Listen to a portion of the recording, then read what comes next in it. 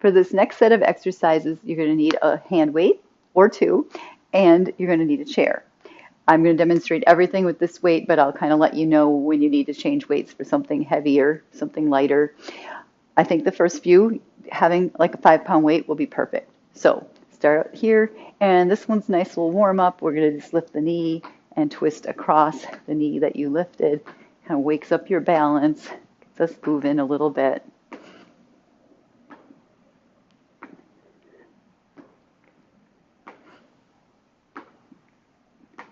10, 9, 8, 7, 6, 5, 4, 3, 2, and 1. All right, so the next one is going to be a side lunge. So when we do side lunge, you want to make sure you keep your toes pointed straight ahead. So when you step this leg out, the toe is straight ahead. This leg staying straight, this knee is bending, kind of making a nice straight line here between my ankle, my knee, my hip. Okay? So what we're going to do is we're going to reach down, and we bring the feet back together. We're going to press up. So this is another good one to use a 5 to 8-pound weight for.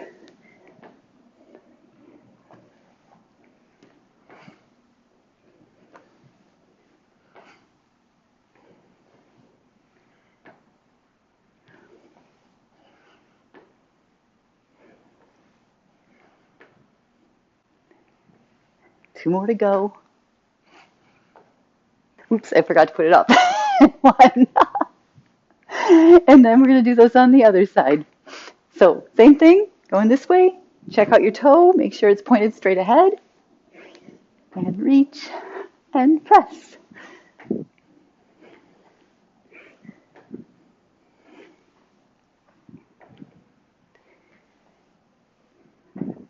Five, 4, 3,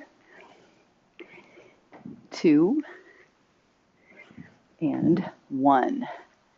All right. Now we're going to grab the chair. We're going to do squats. Now, squats, your choice of whether you want to hold a weight or not. If you are just getting started now and you want to just set your weight off to the side, you can do this. Toes are lined up like this. You're going to just reach forward as you come down because your arms kind of counterbalance your butt going back. You're trying not to actually sit in the chair. Just touch the chair and come back up to standing. So you would just go down and up like that. If you want to hold a weight, I'm going to hold the 5 again. You can keep increasing this one. I know you have a 10. You might be able to just hold the 10 right away here. You can try it out. Hold it right here in front of your chest. Keep it close to your body. Sit back into the chair and stand. And down and up. Keep your back straight. Try to keep your focus up kind of high. If you're looking down at the floor, you're going to go down like that when you do these. So keeping your focus up higher helps keep your chest up. Let's try 5 more of these. I think 15 is a really great number for squats. 3, 2, and 1. All right, great. The next one also involves the chair and the weight. This is one where most people are pretty strong. I'm sure you'll be able to use your 10-pound weight for this. What you're going to do is use your chair like it's a weight bench. Your hand can be on the seat to support your upper body. I've got this foot forward. I've got it in my right hand, so my right leg is back. And for this one, we're just pulling that weight up like this, and then we're lowering it back down. Up and down. Again, we're going to do this nice and slow. Don't try to do them as fast as you can.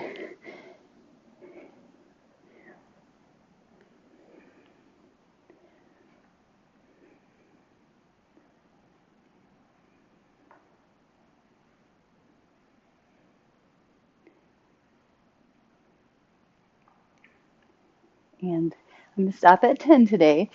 You can go up to 15 with that one. In fact, I'm almost positive you'll do that fairly quickly. Go ahead and do 15 if you can, because you want to make sure you challenge those muscles enough. So then we're going to do the other side. Same thing. I'm going to lift up and down. Think about the muscles you're working, which is your upper back. Bring back your shoulder blade. Squeeze your shoulder blade in towards your spine.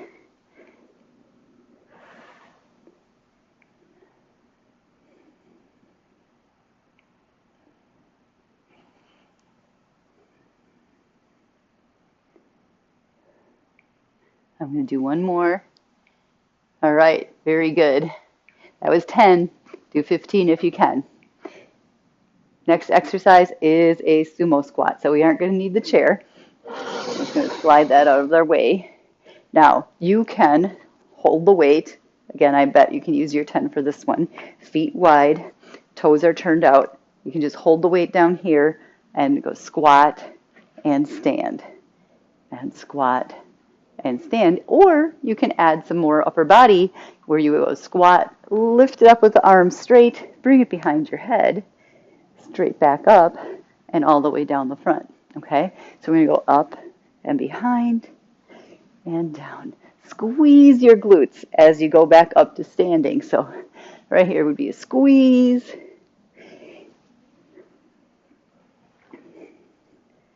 Remember, if doing the arms and the legs is like, too much to think about, focus on one or the other. Get the squat down, add the arms later. Okay, one more time. And relax. Good job. Now, what we're going to do next is grabbing the chair again. We're back to upper body. Now, we did the bent over row. That was one where you needed the heavier weight to do that. Now we're going to do a reverse fly. Now, a reverse fly is much harder to do. You need a much lighter weight for that one. We're going to start, I would think you would want to start with your 5. You're starting in that same position like this, but then you're lifting that arm out to the side here and back down. From the front, kind of looks like this, up and down. So a slight bend in the elbow, but think about your arm being kind of like a wing. Up and down slow. Up and down slow. We'll do 5 more. 4. 3. 2. And 1. Great. And then we're going to have to hit the other side. So we're going to turn this around. And we're going to do this side too. Ready? And lift up and down. Just to shoulder height right here.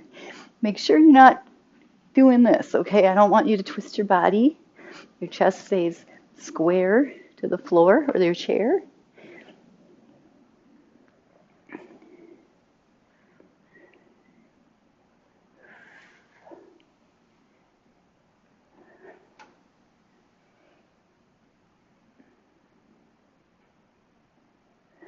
We'll do one more time. Awesome. Okay. So the next one is going to be bicep curls. Bicep curls, I think you should get 2 weights. We'll work the arms at the same time for this one. Biceps are pretty strong too, so try the 5s the first day, work your way up.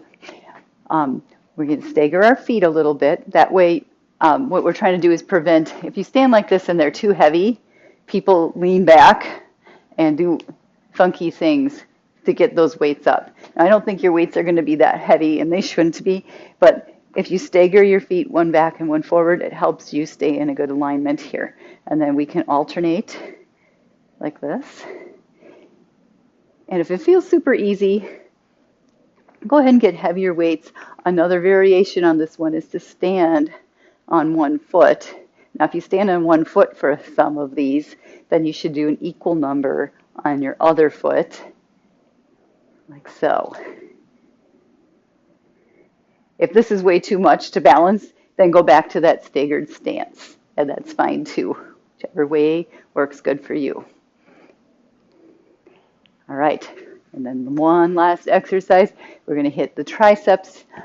We're going to grab your chair one more time.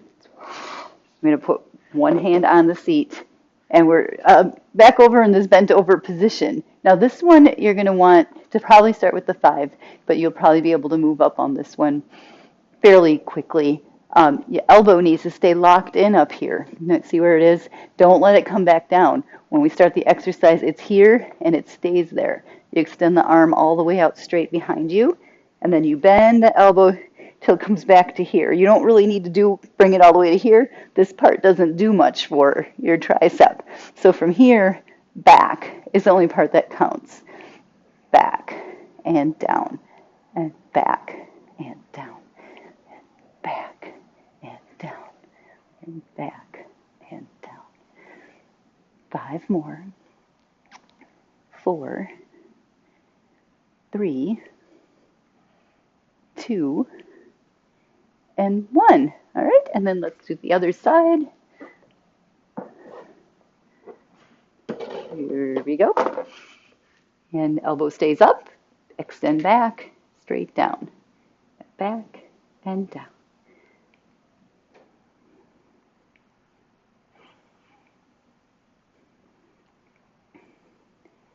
5, 4, 3, 2, and 1. Very good. That is the end of the segment with the weights and the chair. Good job. So this segment is going to be down on the floor with some weights. I'm going to show you different variations, how to make these harder and easier. And these exercises go along good with the exercises where we are standing using weights and the chair. A lot of the ones standing you had to do pulling exercises. Now that we're on the floor, we're going to be facing up at the ceiling. We can do pushing exercises. So we're just changing the way gravity pulls on the weights by getting down on the floor. And I'm going to have them all with you on your back. So hopefully that will keep you from feeling dizzy while you're doing them. Okay, so let's get started. We're going to get 2 weights, and we're going to lay on our backs. Now, chest presses are a little bit stronger of an exercise. You'll probably be able to move up to 8s or 10s pretty quickly. We're going to start with those weights here, and we're just going to press them up to the ceiling. Bring them back down. Just touch your elbows to the floor and come back up again. Down and up. Now, if you want to make these harder and incorporate more body parts, then we're going to do is add a bridge. I'm going to squeeze the glutes as you press up. So your butt goes up as the weights go up. And press and down. And press and down. And press. Good job. Let's do 5 more. 5, 4, 3, 2, and 1. All right, great. Now, next we're going to try a pullover, and I'll show you the basic part with just the arms first. Now, you can either have one heavier weight, like your 10, and hold it by the ends with both hands like this. Or if you have smaller weights, and you want to hold them together, you can brace them kind of together and work with them at the same time like that to add more weight. Like let's say you want to get beyond using 10 pounds, you could put 2 of your 8s together to make this, a little bit heavier, a little more challenging.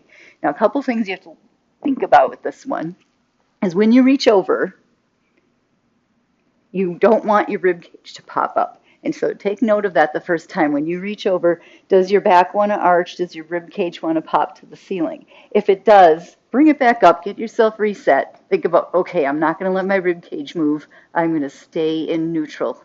And then reach over and notice the difference and see how you have to now really think about those core muscles. So that is the pullover.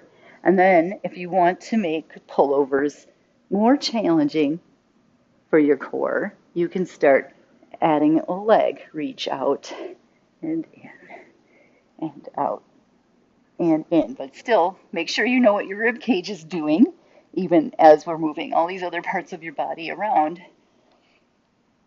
Okay, if you want to make it harder, up here, this is the hardest way to do this.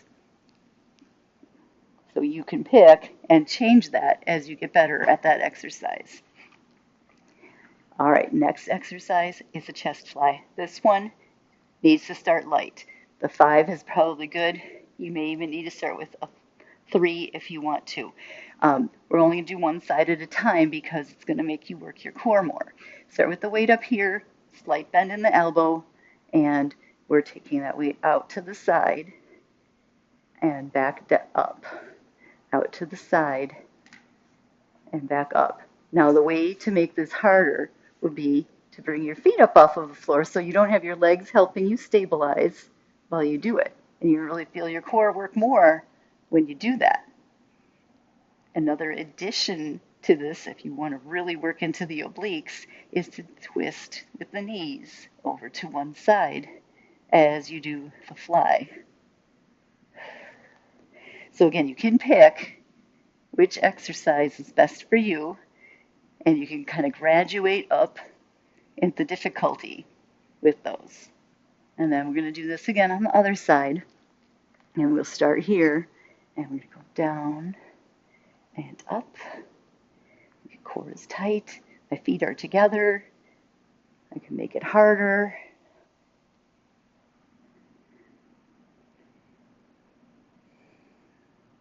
If I want to make it really hard, I'll start moving my knees. So the knees go the other way, up and down. And breathe, inhale, exhale. Inhale, exhale. And then you can rest. Okay. The next one we're going to try is a single leg bridge. So we're going to be working your glutes. Single leg bridge, we're going to bring one leg up. This leg stays on the floor. It's going to do the work to lift you up and bring you back down. And squeeze up and bring it down. Now, if you want to make this one harder, you could grab a couple of small weights and then add them here.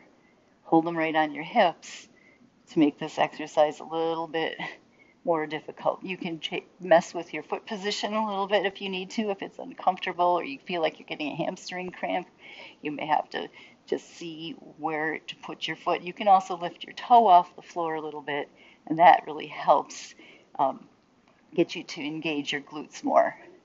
And then we're going to switch over and try these again on the other side.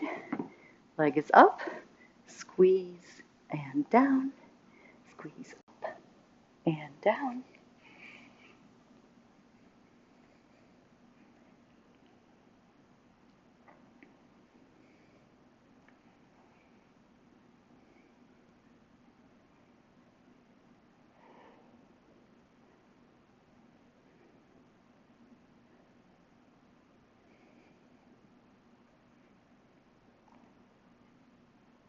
And then we're done.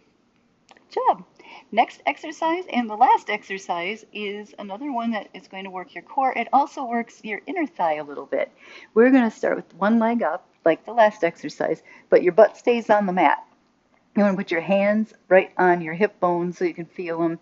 They should not move when you do this exercise. Your hips should not rock to the side. The leg is going to go out to about a 45-degree angle and bring it back up.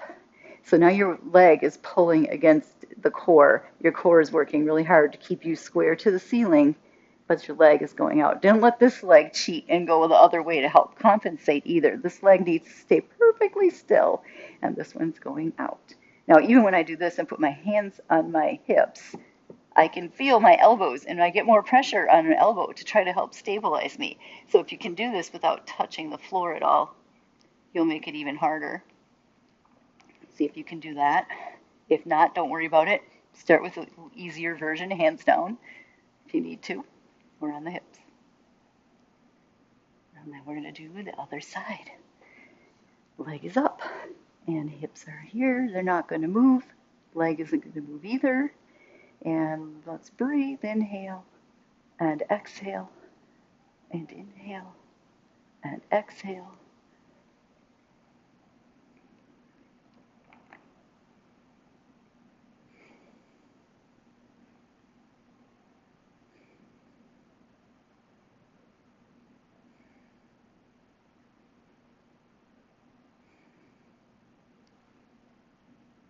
Last time. Good job. Stop there. Let's bring the knees into the chest. Give them a hug. And then legs out straight, arms reach overhead. And now it's okay if your ribs pop up because we're just trying to stretch.